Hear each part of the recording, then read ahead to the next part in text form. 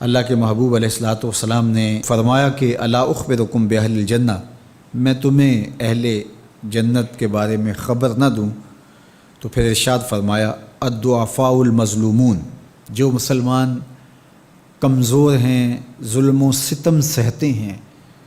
تو آقا کریم نے فرمایا کہ وہ اہل جنت ہیں۔ چونکہ بہت سارے گناہ کا کفارہ ان پر ہونے والے ظلم بن جاتے ہیں۔ اہل ایمان کو دنیا میں جو تکلیفیں پہنچتی ہیں تو ان تکلیفوں کے بدلے میں ان کو اجر دیا جاتا ہے، حتیٰ کہ جو اہل ایمان کے پاؤں میں کانٹا بھی چبھتا ہے اللہ اس کی بھی ان کو جزا عطا کرتا ہے۔ اور ایک حدیث پاک میں آتا ہے کہ اہل بلا کو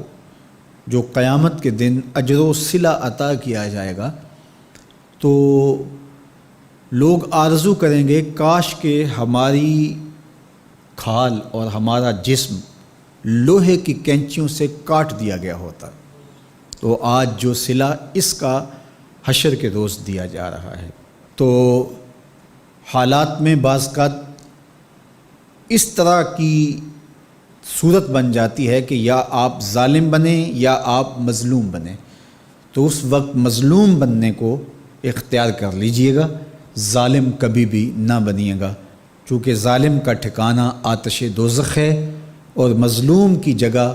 اللہ کی جنت ہے۔ پھر فرمایا الا اخبرکم بخیارکم، میں تمہیں خبر نہ دوں جو تم میں سب سے زیادہ بہتر ہیں؟ تو پھر جھولیاں پھیل گئیں، تو فرمایا تم میں سے سب سے اچھے وہ ہیں کہ جو اچھے اخلاق کے حامل ہیں، جن کا خلق اچھا ہے، جن کے رویے خوبصورت ہیں۔ اور پھر آقا کریم علیہ السلام نے فرمایا الا انبئکم بشرارکم، میں تم میں سے جو شریر ترین لوگ ہیں ان کی خبر دوں، السرسارون المتشدقون المتفہقون،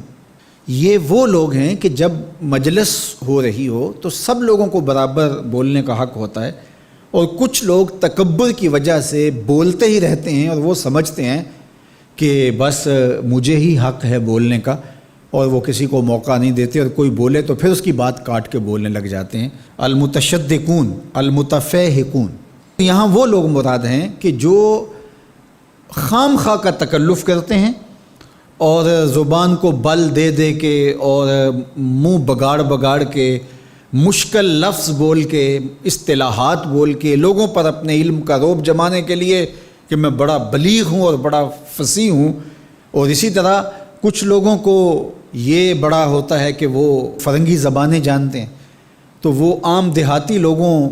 کے ساتھ بھی گفتگو کریں تو وہ مشکل سے مشکل الفاظ بولتے ہیں،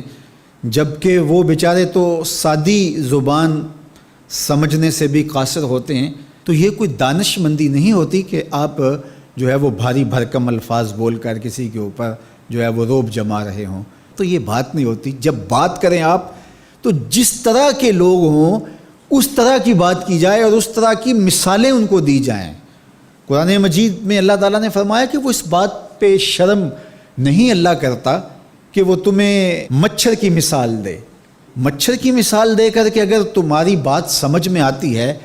اور مکڑی کے جالے کی مثال دے کہ اگر تمہاری بات سمجھ میں آتی ہے تو اچھی بات ہے۔ دیکھو چھوٹا بچہ ہو، دودھ پیتا ہو تو اس کو یخنی تو نہیں پلائی جاتی، اس کا معدہ خراب کرنا ہے، وہ برداشت نہیں کر سکتا، اس کو وہ دیا جائے جو وہ برداشت کر سکتا ہے۔ اس لیے آپ کے مخاطبین کس طرح کے ہیں؟ کلموا الناس علی قدر عقولہم لا علی عقولکم، میرے اور آپ کے آقا و مولا نے فرمایا جب بات کرو تو لوگوں کے فہم کے مطابق کرو، اپنے فہم اور اپنی عقل کے مطابق نہ کرو۔ علامہ اقبال علیہ رحمہ کی شاعری اور ان کا خوبصورت ادب اگر آپ دیکھیں تو اہل علم کے لیے سوغات ہے، لیکن جب چھوٹے بچوں سے مخاطب ہوتے ہیں تو پہاڑ اور گلہری کے نام سے نظم لکھتے ہیں، جگنو کے نام سے نظم لکھتے ہیں، اور بکری کے نام سے نظم لکھتے ہیں، تو یہ ان کے مزاج کے مطابق بات ہوتی ہے۔ تو یہ حسن ہوتا ہے، اصل فصاحت ہے ہی یہ ہے کہ کس سے کس طرح بات کرنی ہے۔ تو میرے اور آپ کے آقا و مولا نے فرمایا کہ یہ شریر لوگ ہوتے ہیں۔